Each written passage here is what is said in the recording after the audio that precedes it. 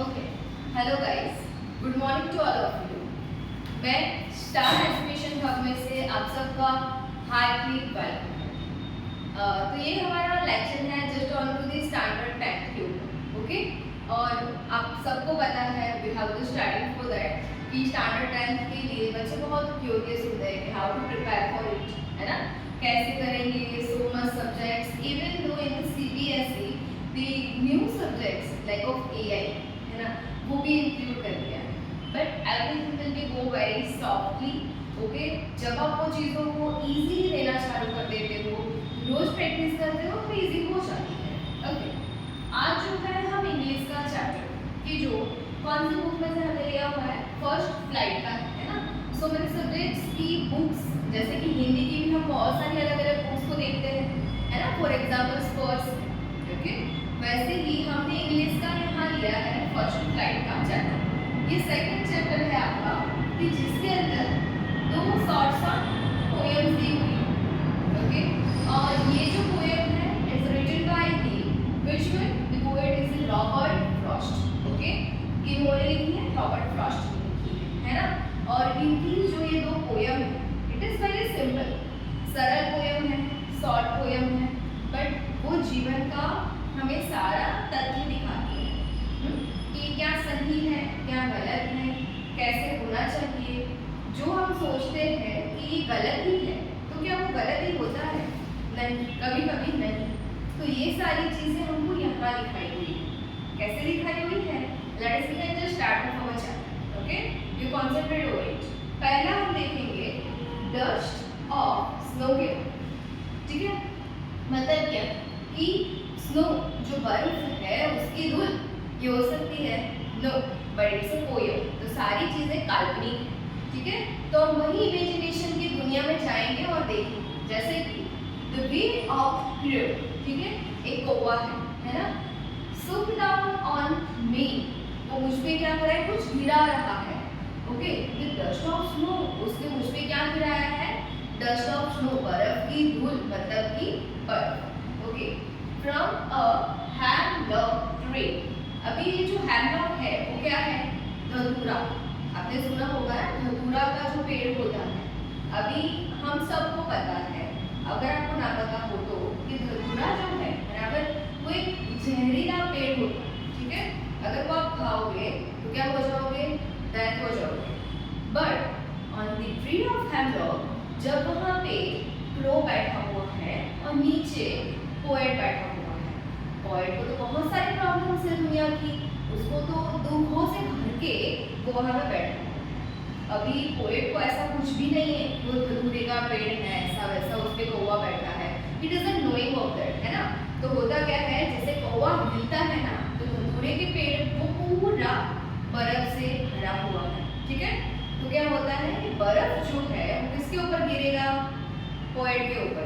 अब ये देख के पोएट को जो है एकदम शीतलता अनुभव होती है, ठीक है। उसको आनंद का अनुभव होता है कि मैं तो ऐसे ही बैठा था, अचानक से ये बर्फ कहाँ से गिरी, ओके। और उसको बहुत अच्छा लगता है। तो ये हमारे ये पोएट ये सिखाता है कि वे ऑफ थिंकिंग आपका कैसा है, गलत चीज़ों को भी सही लिया जा सकता है, सिर्फ हमारा माइंडसेट सही चाहिए, यस। तो इसमें ये चीज़ें दिखाई हुई है। नेक्स्ट क्या बोला है? तो रिमेंबर टू दैट, ये जो हैमलॉक है उसका मतलब क्या है?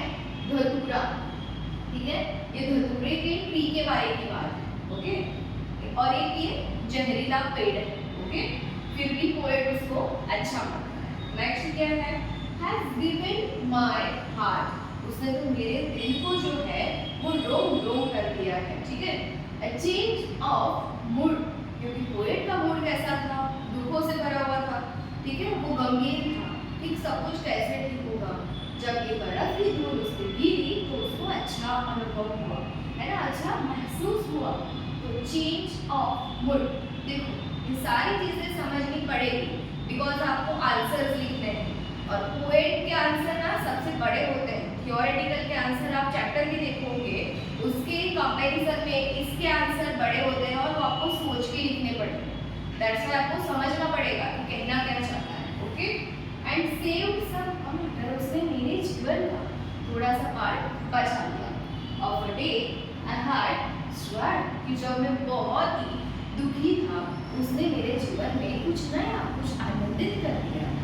ओके, तो what did that is one. दूसरी बात, अब जब भी टेस्ट ऑफ फ्लो पढ़ोगे रिमेंबर फॉर दैट कि किसने लिखा है उसको, तो रॉबर्ट फ्रॉस्ट ने लिखा है। और आपको ये याद होना चाहिए क्या है, the way a crow swooped down on me, the dust of snow from a hemlock tree has given my heart a change of mood and saved some part of the day I had dreamed. Okay, जो गंदा सा दिन था वो अच्छा सा था। Next, just we move further on to the fire and ice. अभी लेट्स बात करें तो ये जो फायर एंड आइस है, ठीक है, वो किस प्रकार की है। जैसे कि आपने मूवी देखी होगी जो आई थी कि दुनिया का अंत होने वाला है, दुनिया खत्म होने वाली है।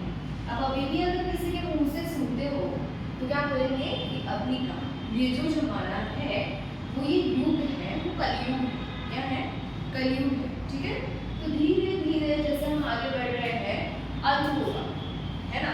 तो ये हमें उसी अंत पे दिखाई देगा। अभी यहाँ पे जो बड़े बड़े साधु संत हैं वो, या फिर जो साइंटिस्ट हैं, रिसर्चर, वो क्या बोल रहे हैं कि हाँ दुनिया का अंत तो होगा, पर कोई बोलता है नहीं। जैसे आपने वो महाकुंभ देखा होगा अभी जो लगा था प्रयागराज के अंदर, और उसके अंदर वो IIT बाबा, उसने क्या बोला कि इस बार ना IPL क्रिकेट बस हम इंडिया हार जाएंगे, जबकि क्या हो गया उल्टा, ठीक है। तो इसमें कुछ ऐसा ही है।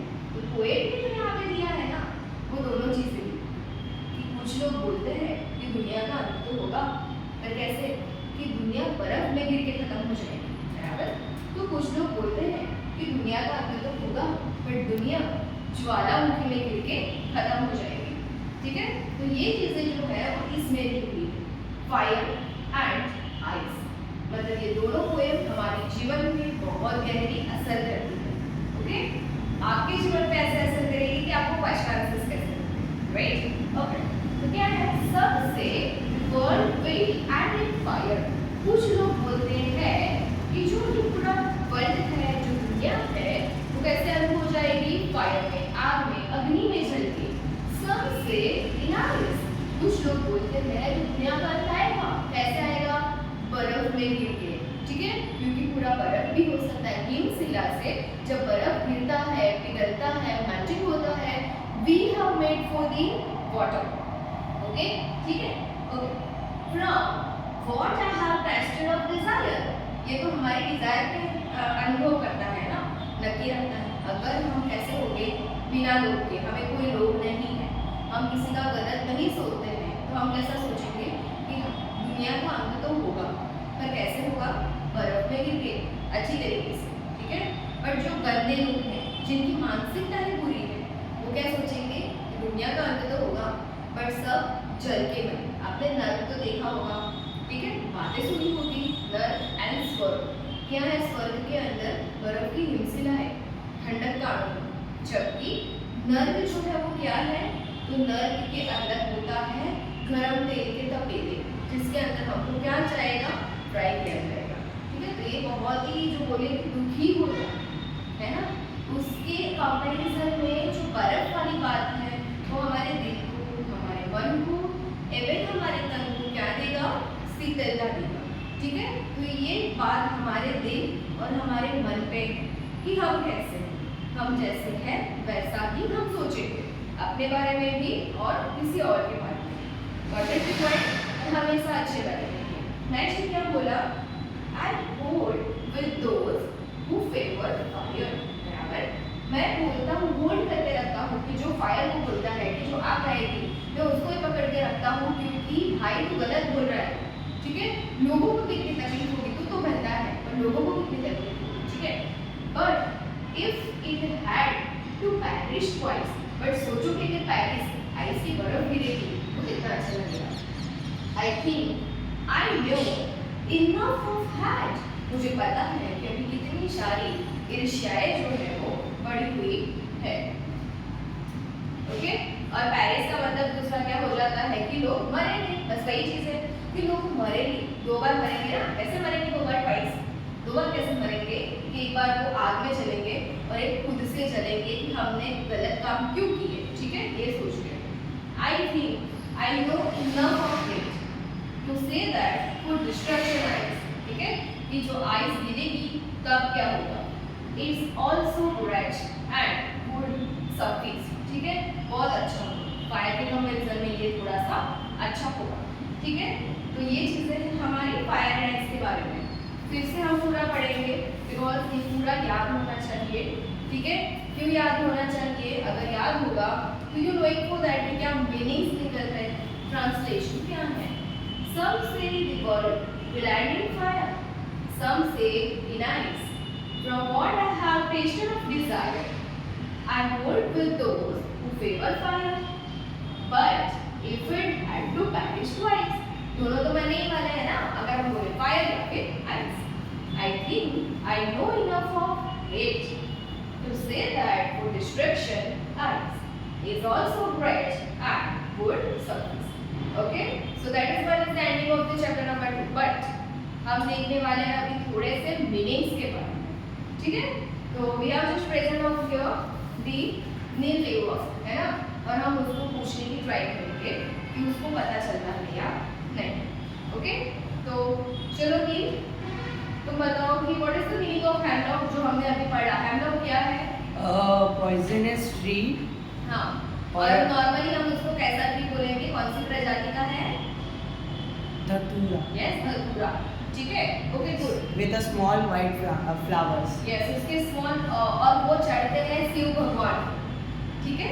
ओके, और what is the meaning of perish? Die. Die मतलब कि डेथ हो जाना, मर जाना, ठीक है। तो students you also join with us, ठीक है। We are set up a branch into this हाइपा कैटफार इनटू दिस सुकल। Okay, if you are interested to call our number जो आपके यूट्यूब चैनल पे दिया हुआ है, ठीक है। तो ज्वाइन करने के लिए आप नंबर्स पे जो है वो कांटेक्ट कर सकते हैं, ठीक है। Thank you so much and join first.